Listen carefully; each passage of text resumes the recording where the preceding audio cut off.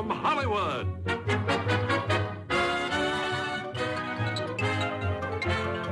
The Jack Benny Program. With Jack's special guest, Raymond Burr.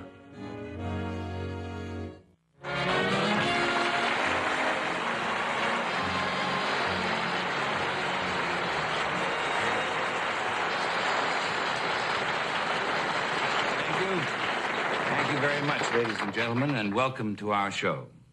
Now, before we go on with the program, I have a rather unusual anecdote I'd like to convey to you. I feel it has various humorous overtones which you will appreciate.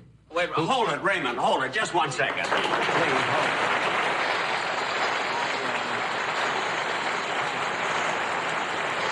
Raymond, I didn't mean to stop you, but I think we ought to let the audience know what we're doing here. You see, ladies and gentlemen, I asked Raymond Burr to be a guest on my show. And he told me that for years he's wanted to be a comedian. You see, that he has done dramatic shows for such a long time that just for a change, he'd like to get some laughs. So I said, all right, Ray, if you come on my show, you can be the comedian, you can tell the jokes, you can get the laughs. You see? Laugh? So far, I can't even get a word in. Oh, well, I'm sorry, but I did have to explain it to them, you see. Oh, and I have a little suggestion. You see, your entrance for a comedian, your entrance was much too formal. See, too stiff.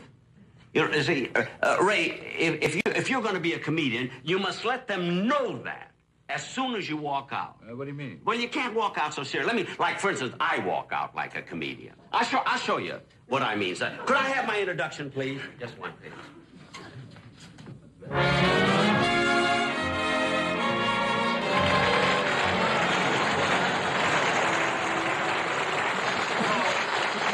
Now, I don't always do that skip.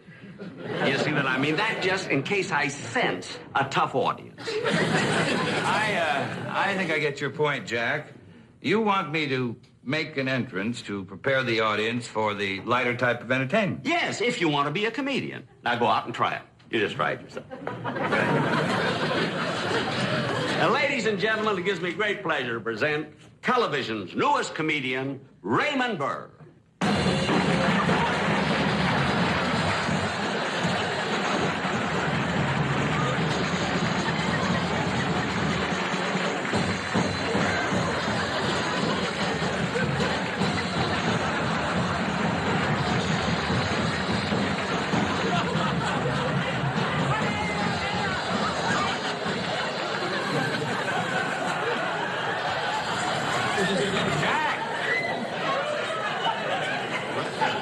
I'm not through yet. Is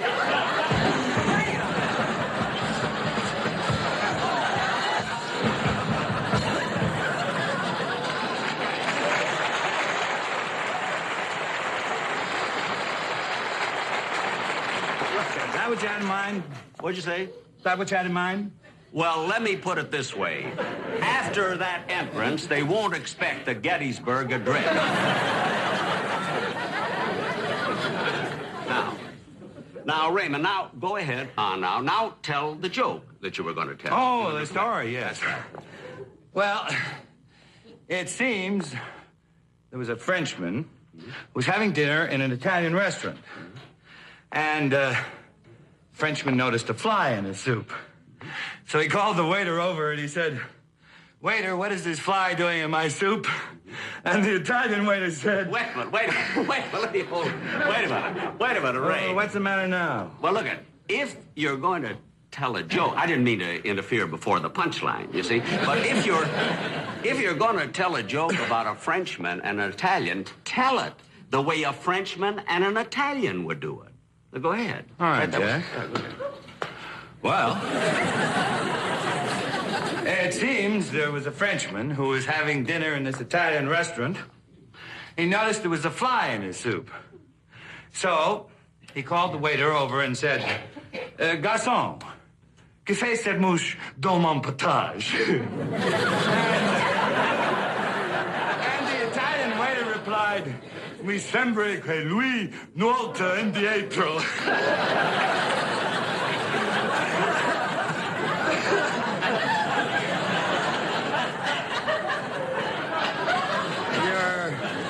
You're not laughing, Jack. Didn't you get the joke? What's that?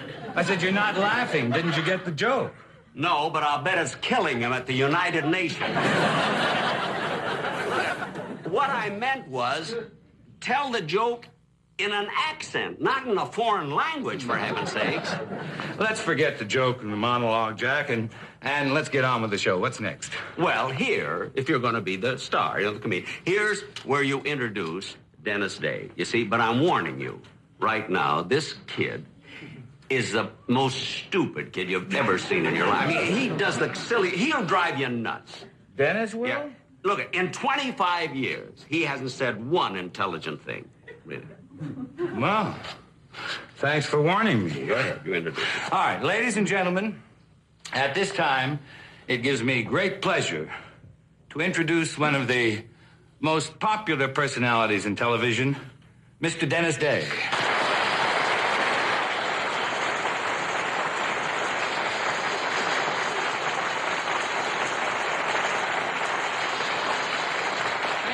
Hello, Mr. Burr. Hello, Dennis. You know, while I was waiting in the wings, I heard you speaking French, and I must say, je suis surprise. Je ne sais pas vous parler le langage. Parlez-vous français? Oh, mais oui, je étudiais français à l'école, et je pense qu'il est un beau langage. Oh, je suis d'accord. Il est charmant, mon un langage très beau. And you know, incidentally, Mr. Burr, I thought that story you told was very funny. You know, where the Italian waiter said, mi sembra che lui nuota indietro.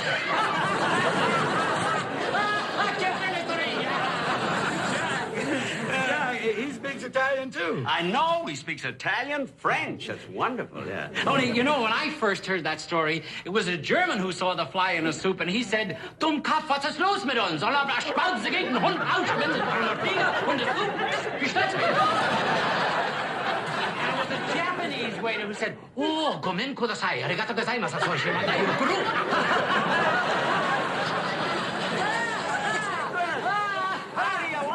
Not only French and Italian, he speaks Japanese and German. Yankel, was tits gehört, Schmendrick? Jack, that's all I ever hear you say. Cut that out. Cut that out. It sounds so stupid. In 25 years, he's never said one intelligent thing. Dennis, get off the stage and get ready for the sketch we're going to do. Okay. As they say in Outer Mongolia, muy tavarish, nichebonya panimash kuruska. All right. Kennedy? Now, I want to hear the end of that wonderful joke you were telling. Oh, no, let's forget the joke, Jack. You know, I'm beginning to think my idea was a big mistake. I'm not cut out to be a comedian. I better stick to legitimate drama. No, wait a minute, Ray. Don't give up so easily. You know, I don't know whether you're aware of this or not. You know, comedy and drama are very closely related. Well, to a certain extent. No, more than that.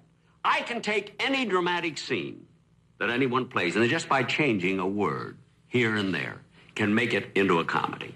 Now, for instance, what would you say was the greatest dramatic scene that you have ever done in pictures? Now, I'll show you what I can do with it. Oh, let's see.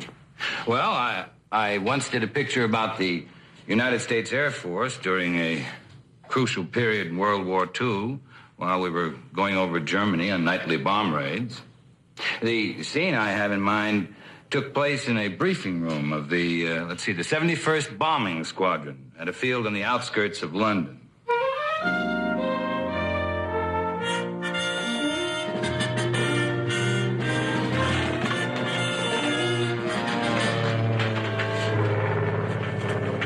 Major Larson. Yes? General Sneed is here. Attention!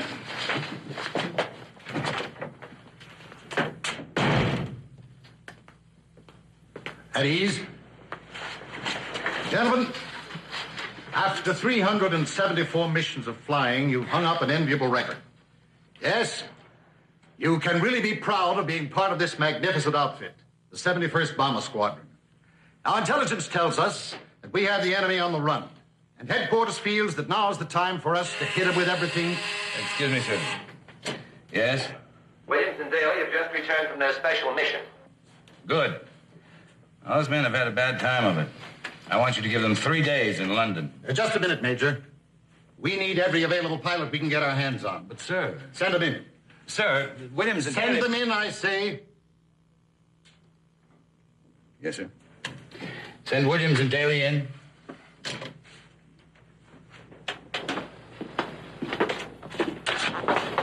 Now, gentlemen, as I was saying, we have the enemy on the run. And headquarters feels that we should hit him now with everything we've got. So pay close attention. 71st Bomber Squadron will fly in low over the Rhine River and will knock out the ammunition dump at Hamburg. Then, when they expect us to go to Berlin, we're going to double back and hit our real objectives. The railroad stations at Düsseldorf, Stuttgart, and Mainz. Major Larson, I want your men on the line at 0800. Yes, sir. Now, before we leave, are there any questions? No question, sir, but I don't think Williams should fly. He's wounded.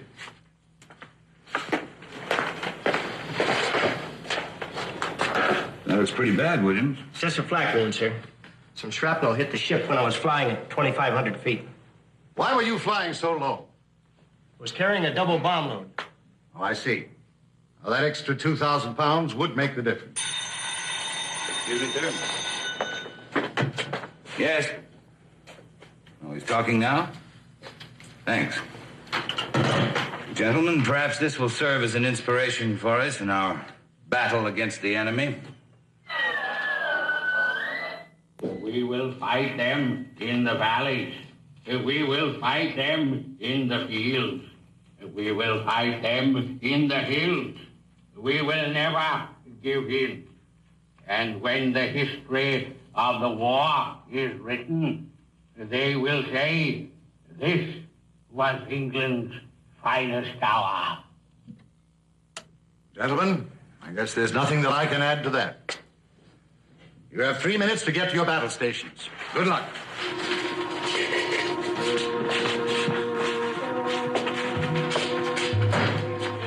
General, what you have just done is your own responsibility. I want no part of it. What are you talking about, Major? I couldn't say anything in front of the men. They've been on mission after mission without any rest. You don't realize what they're going through. I don't realize what they're going through. Perhaps you forget that I was a pilot, too, in the First World War. We didn't have these fancy planes and this fancy equipment. We flew old crates that were held together with baling wire. And we flew alone. You were your own rear gunner with a pistol in your hand. I'm not talking about machines. I'm talking about men. You know what these are? These are McHenry's clothes. I'm the one who's going to have to write his parents and tell them that their son isn't coming back. Major, get a hold of yourself. You're cracking up. Why wouldn't I crack up seeing those men out there? My men. My men that you're sending up time after time, day after day, just to make a record for you, a record you wear in your chest. Well, you go ahead and keep your decorations. I don't want mine. I'm ashamed to wear them. Salerno, Sicily, Anzio. Major, calm yourself. Calm myself. We're human beings. We're not machines. Now, those are my men out there. All of them. And look at McHenry. All the others. Gone. Gone. High, fly with the U.S. Air Force. Man your planes, give them the gun. Spread your wings, free as a golden eagle. Flying high into the sun. Flying high, fly with the U.S. Air Force. Man your planes, give them the gun. A very stirring scene. But now, as I told you before, I can take this same dramatic scene to show you how closely related drama and comedy is. I can take this same scene, and by just changing a word here and there, make it into a comedy. Now, the only difference, the locale will be, instead of in England, it will be in a base in California. And it opens exactly the way your scene opens.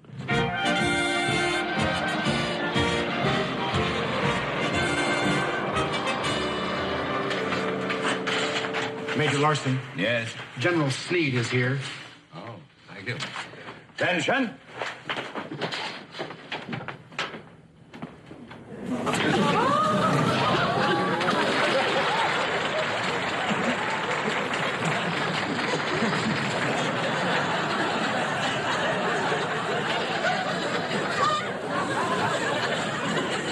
Hey. Men, after 375 missions of flying, you have hung up an enviable record.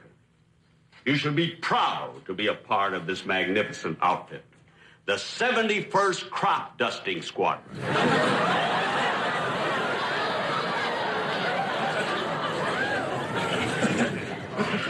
Now, as you know, we have the men on the run. We have our enemy on. But headquarters wants us to hit them right now with everything we've got.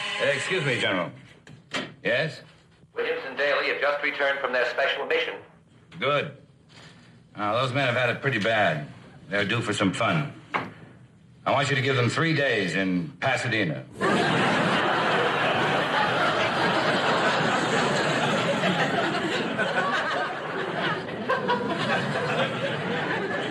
Did you hear that? Just a minute, Major. But, sir. We have to have every pilot available. But, sir. Send them in. Sir, these men have been flying. Send them in, I say.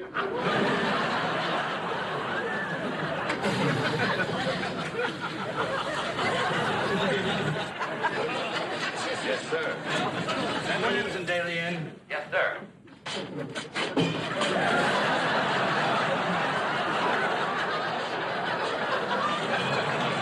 Graduated back, Williams.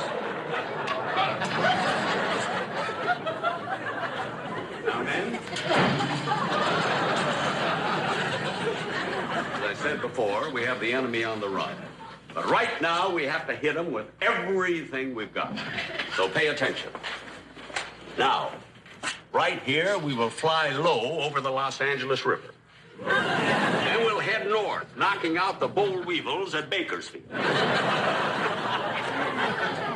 Then, when they think we're going to get the sow bugs in Sacramento, see, we will drop down and hit our main targets, the aphids, at Anaheim, Azusa, and Cucamonga.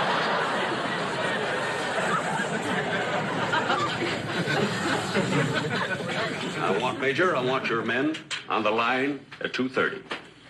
It's exactly 2 o'clock. We'll synchronize our watches. 2 o'clock. 2 o'clock. 2 o'clock. 8:30.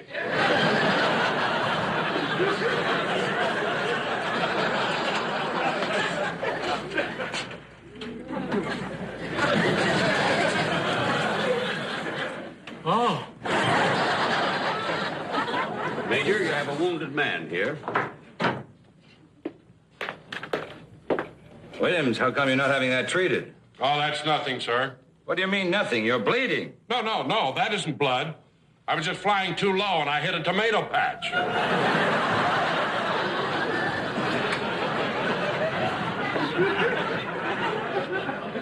A tomato patch? At what altitude were you flying? 12 feet, sir.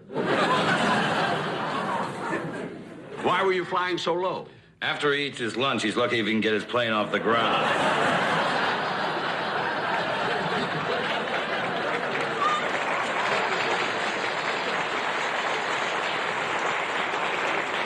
Yes, I imagine that 40 pounds of salami would have something to do with it. Now, men, you must realize that we are in a never-ending battle. When the caterpillars are finished, the boll weevils come. When the boll weevils are gone, the aphids are here. We've got to work day and night to keep this country... Excuse me, General. Yes? Oh, he's talking now? Thanks. Gentlemen, I'm sure this will serve as an inspiration for us in our great struggle against these insects. We will fight them in the valley. We will fight them in the fields. We will fight them in the hills. We will never give in. When the history of this war is recorded, they will say, this was DDT's finest hour.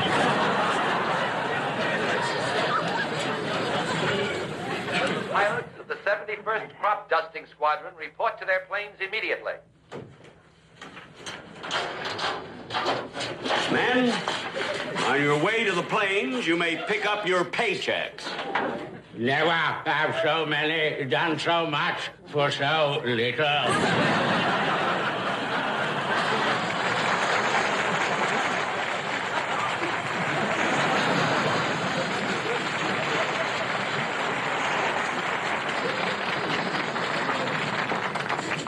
The responsibility for what you have just done is on your own shoulders. I want no part of it. What are you talking about? I couldn't say anything in front of the men. They've been on mission after mission without rest. You don't realize what these men are going through. I don't realize what they're going through. You forget, Major, that I, too, was a pilot. But we didn't have any of these modern equipment. Spray DDT. We used to have to go in flying low, dragging strips of fly paper. And our tail gunner was an anteater. I am not talking about animals. I'm talking about men. And you're pushing my men to the limit. You're rushing them out on mission after mission. You know what these are? These are McHenry's clothes. McHenry, what happened to him? Nothing. He took off so fast he forgot to get dressed.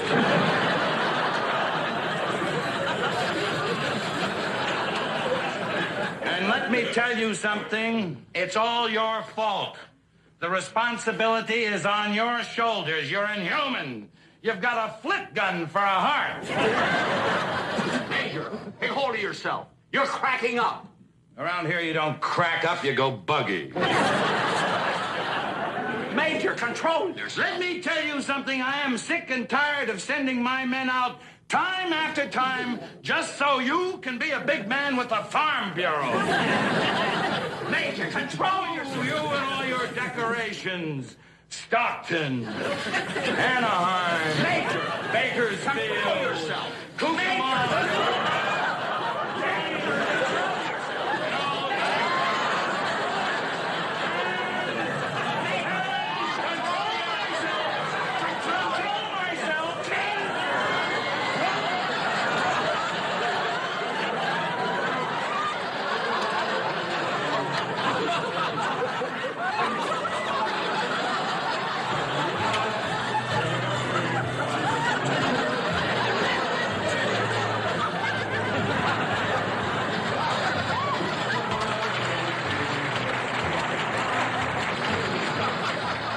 We'll be back in just a minute, but first. Good night, folks. I'll be seeing you soon.